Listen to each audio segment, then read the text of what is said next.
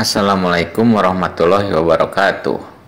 Tepang dangu deui sareng simkuring Mang Oleh dina dongeng Sunda anu genah mernah tur tumanina. Dina danget ayeuna simkuring bade neraskeun hanca nu katunda dinten kamari. Hanca ngeunaan anu janten judul Ebod Jago Tanjakan episode 18. Mugia dongeng anu bade dipidangkeun ku simkuring teh janten panghibur kana kalbu oke pang bebenah kana mana. Kanu nuju ngarandapan kapusing sirah landongan kuas kadon tina waos siga naon eta teh nyari waos. Yuk pemirsa supados teu nyangkolong teuing kana waktos. Hayu kadia naon make jeung muka turup saji kadieu urang dangukeun sasarengan kumaha jucungna ngeunaan si Ebod Jago Tanjakan episode 18 teh. Yo mangga ngadenge Mang Suminta nawaran bako ka manehna. Si Ebod teh nolak atuh ya pasti nolak nampikna. Mang anu abi ngodot mah dicarekan atuh si emak. Abi mah kan karek ya 12 tahun mang 12 tahun wah da cek si emak ge sok teu naon lamun tas 15 tahun mah tuh 3 tahun deui kan mang. Jadi abi ayeuna mah taten kenging mang nuh hapunten mang cek si Ebod manehna ngajelaskeun ka Mang Suminta yen manehna teh can meunang ai kana ngabako mah. Ngadenge muridna ngomong kos kitu Mang Suminta tuluy ngomong oh jadi ujang teh can kengingnya ku si emak hampura tuh amang sugan teh sedap kieu jang amang mah mun pas kereutik mah 3 tahun kana ngabaku kieu teh cek Mang Suminta bari manehna ngalinting deui. Da anu tadi mah nu tas dilinting tadi mah geus beak geus diseungeut ku manehna. Sebod bari Mang Suminta keur ngalinting deui teh Sebod teh tuluy ngomong bari panonna teh nempo ka lintingan Mang Suminta. Ngamang abi mah taten kenging da mawana kan pernah nyarios kitu mang. Mun abi na kenging mah wah di kamari ge mang atuh abi tos ngalinting meureun cek si Ebod bari ditungtungan ku seuri ngomong kituna teh. Ngadenge muridna ngomong deui kawas kitu Mang Suminta tuluy ngomong kalau macam lah makanya semua lah tuh 3 tahun mah kedeng jang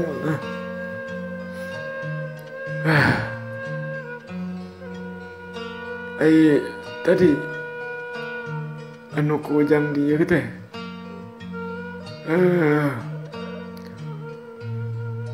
bagi tolongan teh urang mana kan anu gelis teh cek pok-pokan Mang Suminta. Saya buat tuluy nembak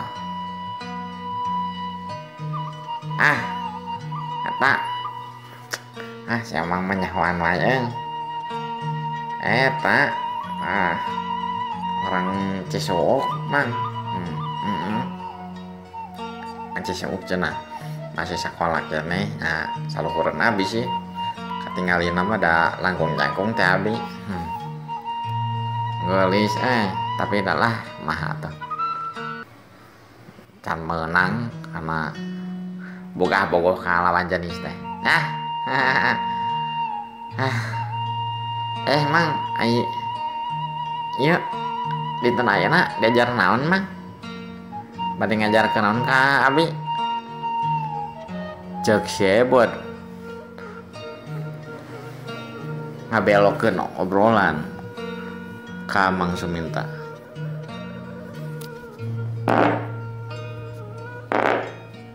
Ngadenge muridna ngomong pas gitu, nanya,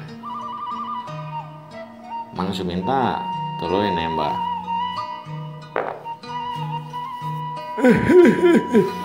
Ayeuna kan ujang tas nyangking ilmu dengar cadasnya.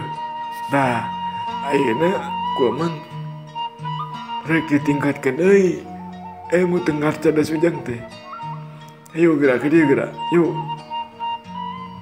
Ceuk Mang Suminta bari ngagupayan maeng teh cengkat tina diukna. Anger aya leungeun kencana mah bari nyapit bakon nu tas dihurungkeun.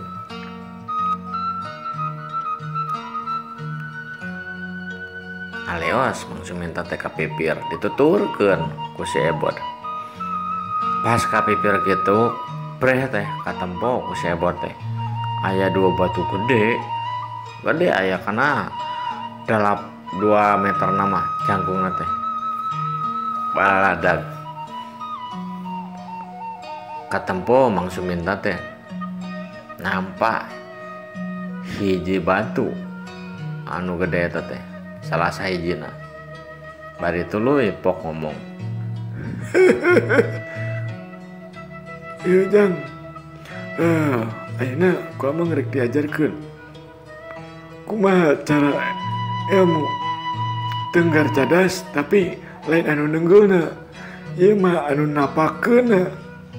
Jadi ilmu ieu teh bisa ngaremukeun tulang anu ditapakeun ku leungeun urang. Kita jang carana teh biasa bismillah heula urang teh supaya fokus urang kuat kana objekna.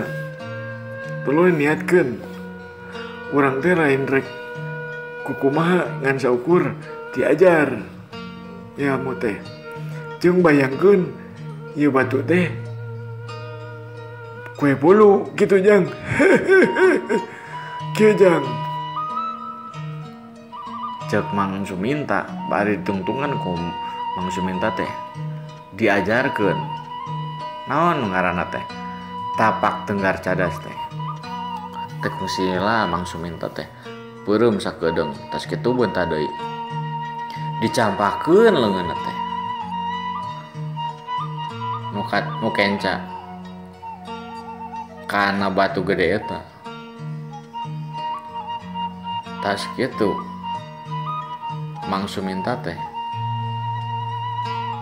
nekenkeun eta leungeunna kana batu eta tegung silila duar eta mah batu nu sakitu gedena tur jangkungna hancur ku leungeunna Mang Suminta. Nempo kawas kitu eta batu anu sakitu tugasna teh kokohna teh tur jangkungna aya 2 meter teh hancur. Si Ebot ngarenjag ruas. Aduh, astagfirullahaladzim mah weh buset eta nyamun naon. Aduh. Nya ieu jang nu ngaranna ilmu tapak tenggar cadas teh nu kamari makan geus tas dicangking ku ujang anu tenggelan tenggar cadas. Tah ieu tapak tenggar cadas ieu bisa dipake jang ngalawan lamun misalnya orang geus tas teu bisa nengeul tapi ukur nyampa wungkul tempelkeun weh kana objek anu rek disarangkeun panarajang tapak tenggar cadas teh bisa bakal hancur eta teh. Gitu Jang. Cek Mang Suminta main teh ngajelaskeun Mang Suminta yen emu tapak tenggar cadas teh sakit udah dahsyatna. Ngadenge Mang Suminta ngajelaskeun kos kitu. Saya buat anu gede penasaran teh manehna teh nyampeurkeun ka batu nu hiji deui.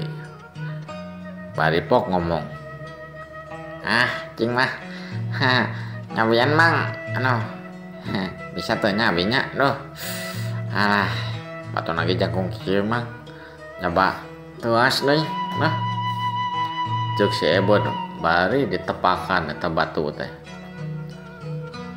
nampo si Ebon ngadon nepakan eta batu. Mang Suminta teh ngomong, Waktu nasib Jang. Pamiarsa kumaha tuh cek urang tunda heulanya ngeunaan saya berjago tanyakan dinten ayeuna teh enjing urang tepangdang deui dina dongeng anu salajengna ngeunaan saya berjago tanyakan keneh. Yah pamirsa mugia dongeng anu tadi terus dipidangkeun ku sim kuring ieu teh janten panghibur kana kalbu oge pang bebenah kana manah kanu nuju ngaranapan kasusah entong salempang tong hariwang landongan supados janten rawaseun deui. Wah gitulah pemirsa lah pokoknya mah anu kasusahan kumaha kedah kenging formulana supaya itu susah deh. Wabillahi taufiq wal hidayah. Wassalamualaikum warahmatullahi wabarakatuh. Mangga.